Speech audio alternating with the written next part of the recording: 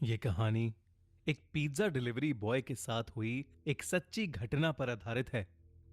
ये घटना जॉन के साथ तब हुई जब वो अपने कॉलेज के दिनों में एक छोटी सी पिज्जा शॉप में पार्ट टाइम जॉब करता था। एक रात करीब 1 बजे जब जॉन अपनी शिफ्ट खत्म करके घर के लिए निकलने ही वाला था, तब अचानक ही पिज्जा शॉप का फोन बजा। जॉन ने फोन उठाया तो कोई आदमी बहुत ही सहमी आवाज में ऑर्डर दे रहा था।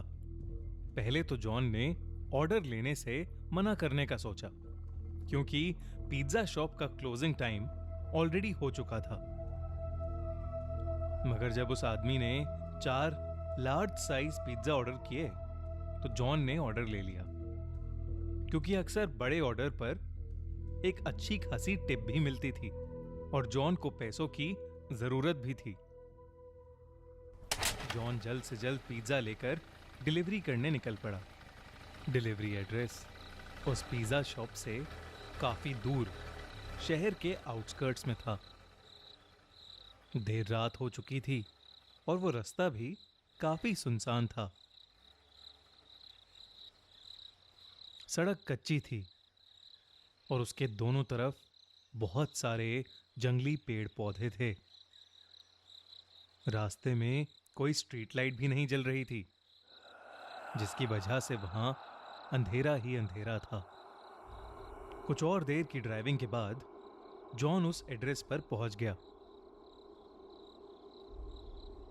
वो एक बहुत ही पुराने दिखने वाले अजीब से घर के सामने खड़ा था। वो घर फॉरेस्ट एरिया के अंदर था और उस घर की कोई भी लाइट नहीं जल रही थी, बल्कि आसपास कुछ हलचल भी नहीं थी। बिल्कुल ऐसा लग रहा था कि जैसे वो घर सालों से वीरान पड़ा है और उस घर में कोई रहता ही ना हो। जॉन उस घर को देखकर थोड़ा घबरा रहा था, इसलिए उसने अपने मैनेजर को कॉल किया। वो अपने मैनेजर को वो सिचुएशन एक्सप्लेन करके वहां से वापस चले जाना चाहता था, लेकिन उसके मैनेजर ने फोन ही नहीं उठाया। जॉन अगर बिना मैनेजर को बताए वो चारों पिज्जा वापस ले जाता तो उसका मैनेजर उससे बहुत ज्यादा गुस्सा हो जाता और उसकी सैलरी भी काट लेता। इसलिए जब बार बार कॉल करने पर भी उसके मैनेजर ने फोन नहीं उठाया तो उसने एक बार उस घर के पास जाकर डिलीवरी ट्राई करने का मन बनाया। जॉन जैसे ही आगे बढ़ा, उस घर के अंदर की एक लाइट ऑन हो गई। जॉन को थोड़ा सा कॉन्फिडेंस आया कि शायद अंदर कोई है। उसने डोरबेल बजाई और जोर से कहा, पिज्जा डिलीवरी। मगर कुछ देर तक किसी ने दरवाजा नहीं खोला। जॉन ने फिर से बेल बजाई तो उसे अंदर से किसी के कदमों की आवाज आई, लेकिन फिर से किसी ने दरवाजा नहीं खोला।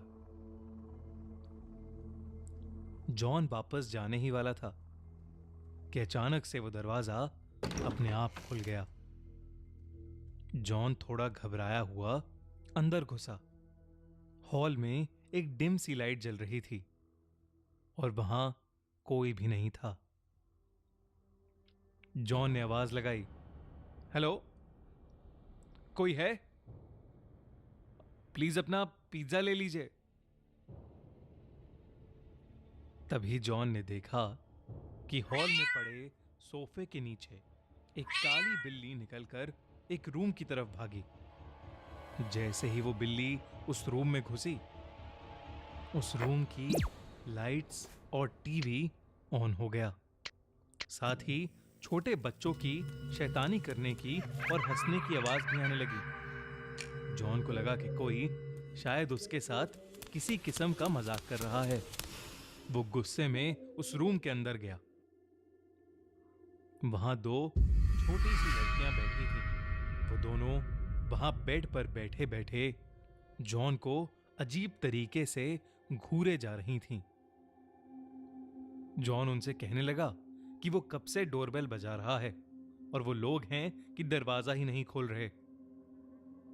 जॉन उन पर गुस्सा कर रहा था, लेकिन वो दोनों फिर भी वहीं बैठी बिना कुछ बोले बस जॉन को घूरे जा रही थीं। जॉन ने फिर कहा, मैं पिज्जा देने आया हूं। तुम्हारे घर में कोई बड़ा है जिससे मैं पेमेंट ले सकूं? अचानक उन लड़कियों की आंखों का रंग सफेद पड़ गया और उनकी चुप्पी एक खतरनाक हंसी में बदल गई। उन दोनों ने उस कमरे के दरवाजे की तरफ इशारा किया जो जॉन के ठीक पीछे था। जॉन पीछे पलटा तो वो घबरा उठा।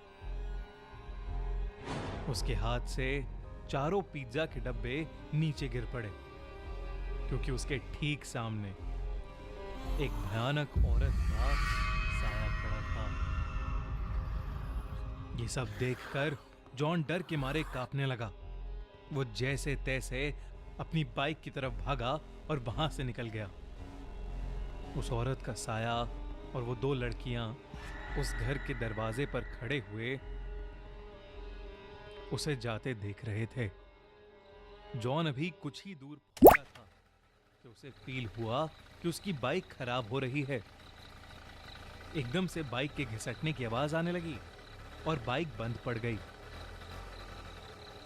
सहमा हुआ जॉन बाहर निकला और उसने देखा कि उसकी बाइक का टायर पंक्चर था।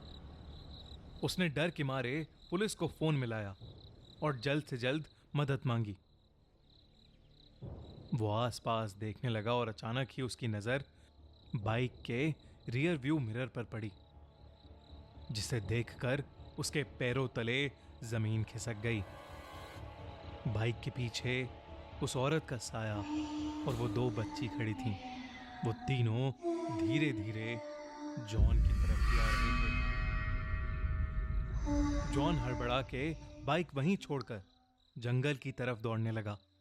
दौड़ते दौड़ते वो बहुत थक गया और एक बड़े से पेड़ के पीछे जाकर छुप गया। वो बस अपनी जान के लिए दुआएं मांगने लगा कि कुछ ही देर में उसे दूर से पुलिस सायरन की आवाज आई और उसने अपनी बची हुई हिम्मत लगाकर अपनी बाइक के पास वापस दौड़ना शुरू कर दिया। वो वापस अपनी बाइक तक पहुंचा तो उसने देखा कि पुलिस उसकी बाइक की इन्वेस्टिगेशन कर रही थी। उसने पुलिस को सब कुछ बताया और उन्हें उस घर तक ले गया। पुलिस ने उस घर के अंदर जाकर जांच पड़ताल की, लेकिन उन्हें एक जंगली बिल्ली के अलावा उस घर में कोई नहीं मिला। अगली सुबह जॉन को यह पता चला कि वो घर पिछले 3 सालों से खाली पड़ा है। और तो और 3 साल पहले उस घर में एक औरत और उसकी 2 छोटी बेटियां रहती थीं, जिनका एक रोज अचानक मर्डर हो गया था। ये जानकर जॉन के होश उड़ गए। उसे समझ आ गया कि उस दिन जिन लोगों को उसने देखा था वो उस औरत और उसकी छोटी बच्चियों की आत्मा ही थी, जो शायद आज भी उस घर में कैद है। मगर उसे कभी यह समझ नहीं आया कि वो फोन आखिर किसने किया था।